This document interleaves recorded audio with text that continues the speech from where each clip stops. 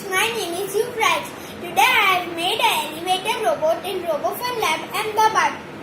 The components I have used are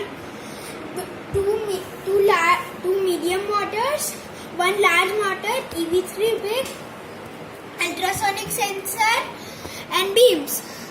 Now I will tell you how it works. When I press this first floor's button, the door opens and it closes in 5 seconds. And when I push the button, the ultrasonic sensor senses the lift and lift goes down and the door opens and closes in 5 seconds. Now let me show you a demo.